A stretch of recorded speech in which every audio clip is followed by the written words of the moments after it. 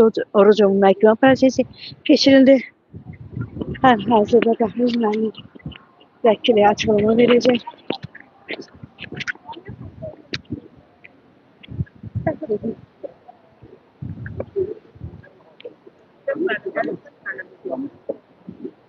Buyurun da. Verilmiş apellyasiya şikayətlərinə baxdım, ilkin baxış keçirdi və məhkəmə baxışı təyin olundu, ilkin iclas keçirildi. Vəsadətimiz oldu ki, Bakıdan Şutaylı İstintaq Tədqiqatxanasından köçürülsün Bakı İstintaq Tədqiqatxanasına. Həmin gedib gəlmək çox uzaqdır. Neredeyse 110-120 kilometre gedib gəlmək. Yəni vəkil olaraq hüquqların müdafiəsi üçün səmərəli müdafiəsini təşkil edə bilmirik. Yəni gedəndə onda həmin gün bütün iş saatlarını demək olar ki, qutarır. Həmin getmək, gəlmək. Digər tərəfdən də ailə üzvləri həftədə bir dəfə görüşürlər. 2 az yaşlı övladı var, xəstə anası var. Orada avtomobilsiz gedib gəlmək mümkün deyil. İctimai nəqliyyat yoxdur və ona görə gedib gəlmək çox çətindir. Vəsadətimizi təmin eləmədi. Məhkəmə iclasını 12 may 2025-ci ilə saat 15:30-da təyin elədi. Başqa hazırda nəyə görə Əziz bəyi saxladılar? Üstündən götürüldü ki, qaçaq maçıdı götürdü. 5400 adam qanunsuz ev tikildi. Bax, 5 götürüldü. 500 min. İndi hələlik ilkin baxış iclasında biz təbii ki, çıxışlarımızı eləyəcəyik. Əslində hesab edirik ki, bu hökm də qanunsuzdur və eyni zamanda həmin hökmə görə hələ qanunsuz ev tikməyə görə Azərbaycan məhkəmə sistemi tarixində heç kəsə həbs azadlıqdan məhrum etmə cəzası verilməyib. Təəssüf ki, indi belədir. Ayın 12-si saat 14:30. 15:30-da təyin olundu. Növbəti məhkəmə prosesi. Təhlükəsizlik problemlər var orada, amma yəni bildirdi ki, problemlər var. Ona görə də Bakı İstintaq Tədqiqatına qayıtmaq istəyir ki, burada daha müalicəsini təşkil etmək üçün real imkanlar var. Amma yenə hakim İbrahim İbrahimli məhkəmə verdiyimiz vəsadəti sədrlik edən oldu. Verdiyimiz vəsadət təmin edir. Çox sağ olun. Salam Əlövsət bəy, hər vaxtınız xeyirli olsun. Sağ olun. Bugünkü məhkəmə haqqında nə deyə bilərsiniz? Bugünkü məhkəmə haqqında yox, ümumiyyətlə Azərbaycan məhkəmələri haqqında biz çox danışmışıq. Biz Azərbaycan məhkəmələrini tanıyırıq, Azərbaycan hakimiyyətini tanıyırıq. Bütövlükdə Azərbaycan məhkəmələri də daxil olmaqla Azərbaycan hakimiyyəti Azərbaycan xalqına qarşı, Azərbaycanda yaşayan insanlara qarşı terrorla məşğul olur, dövlət terrorla məşğul olur, kütləvi qorxu yaratmaq prosesi ilə məşğul olur. Məhkəmə də onun bir hissəsidir. Və siz baxdınızmı ki, adi bir dənə vəsadət verildi. Həmin vəsadət təmin olunmadı. Vəsadət nədən ibarətdir? Ondan ibarətdir ki, 55 kilometr məsafə var və orada tibb müəssisəsi yoxdur, yoxlanmaq üçün falan üçün, telefonla danışıq üçün imkanlar yoxdur, vəkillə əlaqə saxlamaq üçün, öz müdafiəsini qurmaq üçün imkanlar yoxdur. Ona görə də vəsadət verildi ki, onu Kürdəxanadakı o Bakı İstintaq Tədqiqatxanasına köçürsünlər. İndiki məhkəmə dövründə adi elementar bir şeydi. Məhkəmə onu təmin eləmədi. Niyə təmin eləmədi? Çünki qərəzlidirlər. Qərəzlidirlər və qərəzli olduğuna görə də birbaşa o qərəz də yuxarıdan gəlir. Azərbaycan hakimiyyətinin yuxarı eşalonundan gəlir. Birinci şəxsdən gəlir. Onun qoyduğu qaydadır. O qərəz kimiz ki, Əziz bəy, təbii ki, qərəzlə tutublar da. 500 mindən yuxarı bu dəqiqə Azərbaycanda qanunsuz tikili var. Mənim şəxsən yaşadığım Ramana qəsəbəsində gəlsinlər də barmağımla göstərim ki, bax bu ərazidir. Bax bu ərazidə azı elə 5 min, 6 min, 10 min qanunsuz tikili var. Yəni heç bir sənədi olmadan. Buna görə heç kəs tutmurlar. Amma Əziz Orucovu tuturlar. Niyə? Çünki o mətbuat nümayəndəsidir.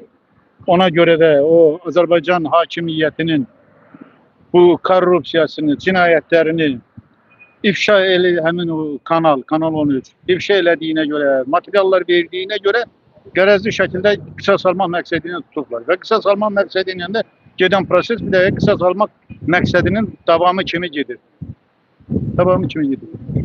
Ona görə də Azərbaycan məhkəmələri yoxdur. Azərbaycan məhkəmələri bircə qərar verən təbii ki, bircə qərar verən şəxslər o da prezident aparatında İlham Əliyevdir. İlham Əliyevin ətrafında onun tapşırıqlarını yerinə yetirənlər.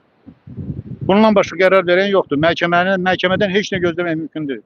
Əvvəl Zeynalının buraxılmasını gördüm. Bu günləri dedilər ki, qeyri-müəyyən müddətə təxirə saldı. Amma səhərsi günü gecə məsələni həll edilir, səhər buraxdılar. Çünki səhər sifariş gəldi ki, buraxın onu, artıq lazım olmadı.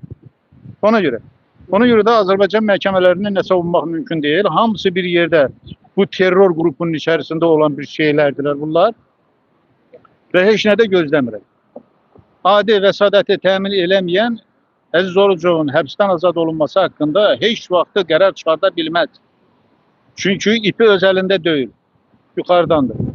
Ona görə də heç nə gözləmirəm, ədalət gözləmirəm. Azərbaycanda ümumiyyətlə ta prezident İlham Əliyevdən tutmuş, ta aşağı instansiyalara qədər heç bir yerdə heç bir ədalət yoxdur. Bütün Azərbaycan əhalisində, bütün dünyada bilir. Bütün dünyada da bizi biabr eləyirlər. Yenə də biabr eləyirlər. O biabırçılığın bir tərəfi də elə Əziz Orucovun işidir. Bütün siyasi məhbuslar hamısı bu gündə. Teşekkür ederim. Buyurun. Salam Məhəmməd bəy. Necəsiz? Salam. Bax, necə olacam? Bax, mən sizə bir şey deyim. Üzr istəyirəm. Çox təşəkkür edirəm ki, mənə söz verirsiniz. Bax, görürsünüz, bax, mən neçə dəfə deyirəm. Əlövsət bəy də dedi. Bax, məhkəmə gəlir, deyir ki, qalxın, məhkəmə gəlir. Əslində o da bizim kimi bir insandır. Biz o məhkəmənin qarşısında yox, o insanın qarşısında yox. Biz qanunların qarşısında ayağa qalxırıq. Amma gəlin görək bu qanunlara əməl olunurmu? Əlövsət bəy çox gözəl dedi. Bəli, qanunlara əməl olunmur. Nə də bir də var insanlıq qanunları. Heç bu konstitusiyada yazılan qanunlar heç, o maddələr heç. İnsanlıq qanunları da var axı. Bu insanlıq qanunu, heç olmasa bu insanlıq qanunlarına riayət edin. Hamısı bəli. Yuxarıdan nə sifariş gəlsə, bax ona əməl edirlər. Məhkəmə tamamilə özdə orada yazılıbdır, məhkəmənin daxilində yazılıbdır. Ulu öndərin göstərişi ilə, ulu öndərin sifarişi ilə məhkəmədə islahatlar keçirilməyə başlamış və bu çox gözəl davam edir. Gəlişi gözəl sözlərdir hamısı. Görün belədirmi? Məhkəmədə hansı islahatlar olur? Məhkəmədə heç bir islahat yoxdur. Heç bir insanlıq qanunlarına da, ondan sonra o konstitusiyada, maddələrdə olan qanunlara da əməl olunmur.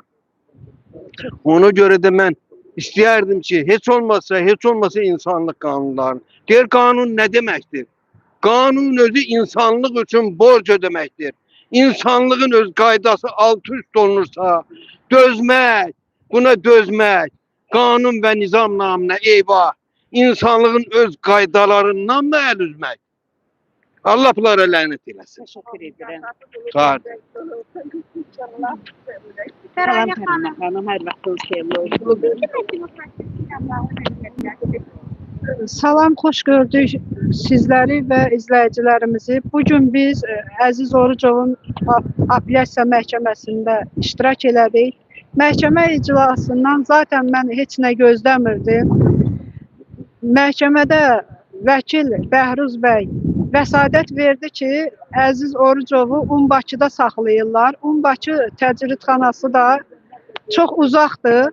Əziz Orucovun xanımı Lamiyə xanım da bildirdi ki, 2 körpə uşaqla, yaşlı Əziz Orucovun 70 yaşlı anası ilə hər dəfə Əziz Orucovun görüşünə getməkdə ailə çətinlik çəkir. Həm maddi, həm mənəvi sıxıntılar yaşayırıq. Uşaqlar yolda sağlıq durumu pozulur. Ona görə Əziz Orucovu 3 saylı Bakı İstintaq Təcridxanasına köçürün. Təbii ki, həmişə olduğu kimi prokuror vəsadətin təmin edilməsinin əleyhinə çıxdı. Vəsadət təmin edilmədi. Məhkəmə iclası da tamamlandı. 12 maya təyin edildi. Zaten biz bilirik ki, Əziz Orucov jurnalist fəaliyyətinə görə şərlənərək həbs edilibdir. Əziz Orucovun həbsi siyasi sifarişdir. Həmçinin də 400-ə yaxın hal-hazırda Azərbaycanda siyasi məhbus var ki, 8 xanım jurnalistlərimiz var. Sevinç Vaqif qızı, Nərgiz Abasalamova, Elnarə Qasımova, Fatimə Mövlamlı, Aytaç xanım bir adlarını çəkə bilmirik təbii ki. O qədərdir ki sayları. Adlarını çəkəndə də adam ehtiyat edir ki, birinin adını çəkərəm, biri yaddan çıxar, sayğısızlıq olar. Hal-hazırda Əvəz Zeynallını ağır xəstə olduğuna görə azadlığa buraxdılar. Tofiq Yaqublu ölüm acılığı aksiyası keçirir. Öz qanunsuz həbsinə görə Rza bəy Səfərsoy sağlıq durumu ilə bağlı çox ciddi problemlər yaşayır. Can savaşı verir. Maalesef ki, nə müalicə eləmirlər, nə azadlığa buraxmırlar. Hal-hazırda Rza bəy Səfərsoy da demək ki, Azərbaycan Respublikası Ədliyyə Nazirliyinin Pensiya xidmətinin 3 saylı ixtisaslaşmış müalicə mərkəzində cəza çəkir, müalicə almır. Ora el arasında ölüm poligonu deyilir. Mən nə demək istəyərəm, çox vaxtınızı almayacağım. Nə qədər ki, Əliyev ailə hakimiyyəti Azərbaycan iqtidarındadır, Azərbaycanda qanunsuz həbslər davam edəcəkdir. Bütün bu həbslərin qarşısını almaq üçün Azərbaycan xalqı ayağa qalxmalıdır. Hakimiyyətin qanunsuz əməllərini dayandırmaq üçün müqavimət göstərməlidir. Hakimiyyətə də səslənirəm ki, xalqı üsyana təhrik etmə. Xalqın tələblərini yerinə yetir. Şərtlətdirərək həbs etdiyin bütün siyasi məhbusları qeyri-şərtsiz azad et. Deyəcəklərim bu qədər, sağ olun. Hər birinizə təşəkkür edirəm bu yağışlı, küləkli havada gəldiyiniz üçün. Çox sağ olun. Siz sağ olun. Bir dənə çəkin. Oldu. Kanalımıza abunə olun ki, ölkədə olan hadisələrdən xəbəriniz olsun. Sağ olun izlədiyiniz üçün.